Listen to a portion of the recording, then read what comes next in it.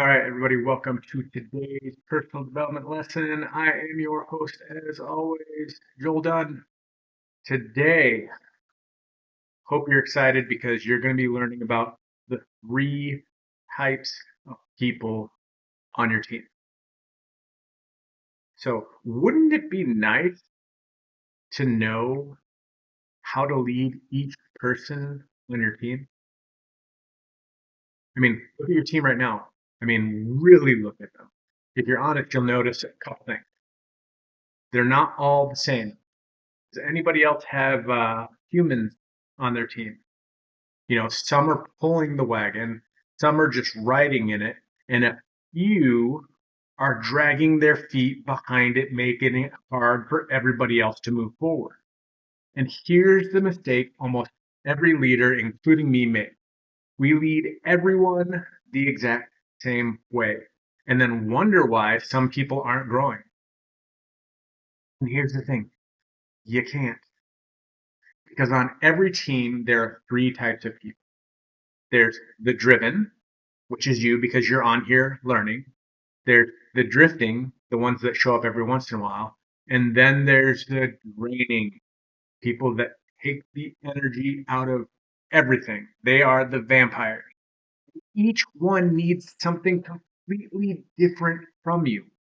So if you lead them all the same and you'll pour out all of your best energy, possibly into the wrong person, you'll lose the ones worth keeping and burn yourself out in the process on the ones that probably shouldn't be there. So today I'm going to show you how to recognize all three and exactly how to lead each one. So number one, you need to know who's fully on your team because you can't lead humans well until you are honest with who they are. So most leaders lead the team they wish they had, or they lead the way that they want to be lead, not the team they actually have. So let's get clear on the three types. Again, the first is the driver. These are your fired up, self motivated people. They show up, they take action, they don't need to be chased because they're already running. They just need direction and fuel. And then next you have the drifting. These are the ones with potential. You see it, but they may have lost momentum. They're not lazy and they're not toxic. They are just coasting. Maybe they're distracted, waiting, or stuck in that neutral position, not knowing what to do. And most of your team lives here. And this is most of where your opportunity lies for being a leader that changes and impacts lives. And then finally, we've got the draining, the energy vampires. These are the ones who take more energy than they give. They're constant complaining, chronically negative, always have a reason, always have a problem, never step forward, always trying to pull people down. They just don't underperform. They take others out of the game with them. Here's the truth. The same leadership moves the growth of all of them. But one type will be wasted on another. So before you lead, you have to see clearly who you're leading because you can't lead who you won't honestly see. We talk about that all the time. You need to care for people in a leadership position because one of the number one things they need to know is that you care. So write down your team members and put each one in a bucket: driven, drifting, or draining. And be honest because that clarity will change everything for you moving forward. So let's lead the driver. We fuel them, we don't smother them, we do things to push them forward because they don't need pushing, they just need freedom and a bigger vision because they're already doing the thing.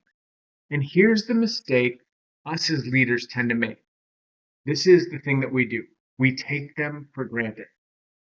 You figure they've got it handled. So I'll spend my time on the new ones who are struggling. And slowly, your best people start to feel invisible. They're unseen, underappreciated, and one day they turn off into drifters or they leave. So this is why it's so important to always reach out to your driven people because they don't need to be managed. They need to be fueled. Give them a bigger vision to run toward. Give them that, I guess you would say, freedom to make their own ownership decision. Don't micromanage or continually tell a self-starter what to do. Instead, challenge them. Because high performers are motivated by big mountains, not a lower bar. Here's the thing. You still need to recognize them. Just because they're strong doesn't mean they don't need to hear it from you. I know that's something that's important to everybody. We say this all the time. How do you know if somebody needs to be recognized or needs to be encouraged? They're breathing. So pour into your driven people and they'll multiply everything you give them. Ignore them and you'll lose the very people caring for your team. Because your best people don't need pushing. They just need refueling. Reach out to one driven team member today. Recognize them. Let them know that you're there for them. You see how awesome they're doing. Then hand them a bigger challenge to run with. And let them know that you see how amazing they are and that sometimes you fall into the trap of thinking that they're doing it all and they don't need you anymore. Now, leading the drifters. This is where your leadership matters the most. Because the drifters aren't a lost cause. They're your biggest opportunity. Most of your team growth lives right here. Because most of your people, and I'll say 80% of your people, tend to live in this group. If the driven are your engine, here's the thing about the drifting. They are your untapped potential. And how you lead them is the truest test of your leadership. I know because this is the hardest group to figure out because it could be one thing one day or another on another day. And here's what to understand. Drifting people usually aren't broken. I know we say that all the time. It's like, are you broken? No, they're just at a point of where they may be disconnected between what their vision is and something that you basically put in front of them and their why. Maybe they lost the vision and their why, and you need to remind them. Maybe they lost momentum or lost belief that it's worth it to them, and they're quietly waiting to see if anyone notices. And the worst thing you can do is ignore it. See, the second worst thing you could do is shame them for not doing it. What they need from you is to re-engage them. Well, what does that look like? Uh, Anyone else want to learn about re-engagement? As a leader, you need to reconnect with the why that they had. Maybe you forgot. So it's a good reminder for you why they started. Remind them what they wanted when they started, point them to that, and then get them one small win because momentum is the cure for drifting. And we know that action is the key to momentum. So give them attention and belief, just like you would the driver. Sometimes they're just one conversation away from reigniting their fire, getting that running going, and changing the entire outcome for them and their team. So set a clear next step because drifting people are often paralyzed by vagueness. Clarity is what moves them. And you, as the leader, mentor, helping them, show them the clarity. Clear it up. Take the fog out of their eyes. This is where belief transfer does its heaviest lifting. We talked about transferring belief last week because most people drifting don't need a lecture. They need a leader who still believes they've got more in them. And ultimately, that's what we're called as leaders to do. See the things in others that they don't see in themselves. So lead the drifters well, and you'll watch average team members turn into superstars. That is where the magic happens. Because the drifters aren't gone. They're just waiting for someone to call them back to action. So pick one person that you may think is drifting on your team. Have a real conversation with them this week. Reconnect them to their why and give them their next clear, defined step. All right. Anyone want to know how to lead the draining, or do you just want to get rid of draining? I know it's fair.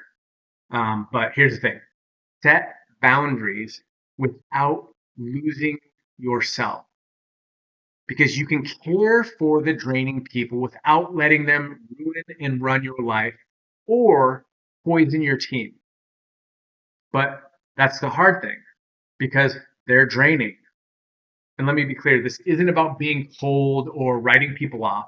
It's about being wise with your time and energy.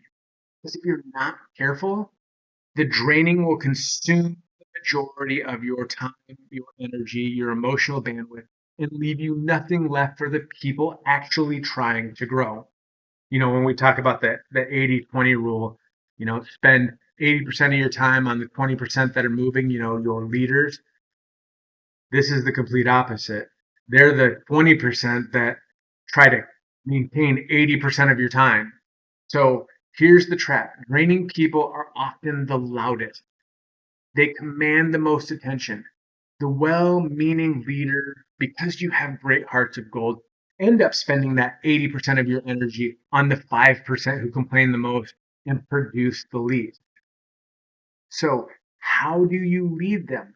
How do you take somebody who's draining and hopefully turn them into somebody non draining? Well, first, for yourself, you need to set boundaries. You can be kind and still protect your energy. You are not obligated to absorb everybody's negativity. I know that's way easier to say than to actually do, but it's true. Offer help, not rescue. Say that again. Offer help, not rescue. See, you can give them a path forward, but you can't want it more for them than they do. If they only want to complain, don't sign up to be their audience. And then protect your team, because negative energy spreads. Don't let one draining voice infect people who are trying to grow. They're not doing the thing. Guarding your culture is part of your job as the leader. And then know when to love from a distance, because some people aren't ready, and that's not yours to fix. They need to work on themselves. That's something that you may not be able to do for them, or it may not be something you're able to do with them. So you can care about someone and still not let them drag you down with everything that they're doing. So here's the freedom in this: not everyone is your assignment. Now, I know that's hard for us to think, because we know that we want everyone to be our assignment. We want everyone on our bus. We want everyone going in the direction that we're going, but pouring into those who are only reaching back, not the ones who are pushing away and constantly draining you. Because you can love the rest, you don't have to let them bury you. Because you can care about draining people. That's without saying. You can care and love them without letting them drain you and the whole team. Now, I can tell you to identify who these people are, but you probably already have a handful of them that already popped to mind when you first think, because, like I said, we're the loudest one. They make the most noise. So, where is a draining person eating up more than their share of your energy. Today, set one clear boundary to protect yourself and your team from that negative energy. Okay, so there is a bonus person on your team, the fourth person. We're breaking the fourth wall, and that is you or me. We need to lead ourselves before we lead any of them. So, how you show up for you determines how you will lead the other three. Your own energy sets the tone for their energy. And here's the piece that we as leaders often skip. Which of the three am I being today? Which of the person on my team am I showing up in for today? Because on any given day, you can slip into any one of these two because you're not the person that is the number one all the time. Because when you're driven, you lead from vision with energy. And then if you're drifting, your team feels it and the whole thing loses momentum. And never be draining on your team. That tired, negative complaining, you become the very thing poisoning your own culture. So here's the thing that I want you to do. If you're having a draining day, find somebody outside of your team to get counsel from. Because if you're complaining down, it continues to trickle down.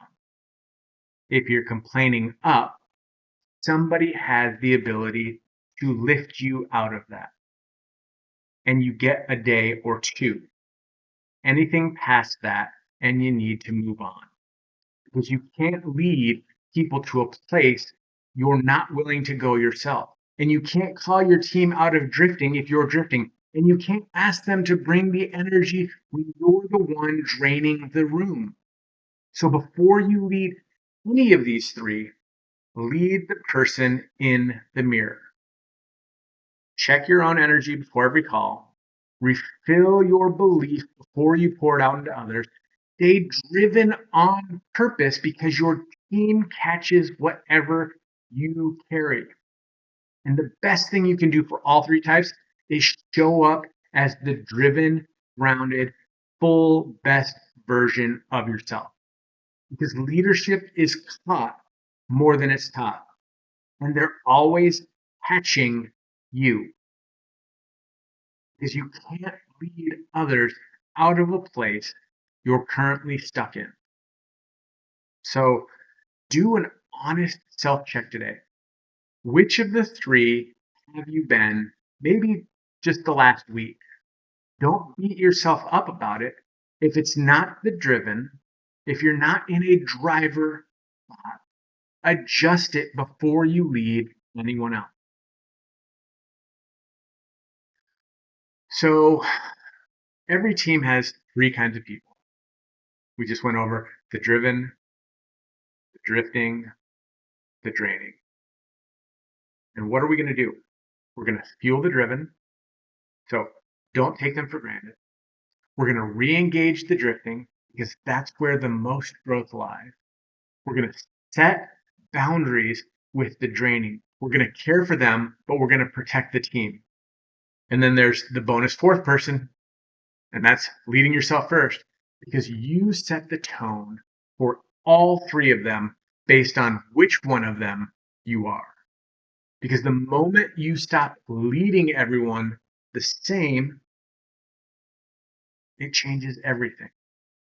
When you start leading people for who they actually are, that's the moment your whole team starts to grow. So this week, be nice, sort your people honestly. Don't tell them which one they are. I mean, you could, but I don't think that's going to work out well for you. Then lead each one differently. Fuel one driven person, re-engage a couple drifting, and set one boundary with the draining one. And watch what happens when you lead people the way they actually need to be led because you can't lead everybody the same and expect everybody to grow. Because great leaders don't have one style, they have one heart and many approaches on how to get people there. So go lead each one of your people like they matter because they do. Guys, I hope this helped you today. Go out, take this, lead well, and watch impact that you have in people's lives. Do incredible things. Guys, go out and make it an amazing day, and I hope your week is as awesome as you are.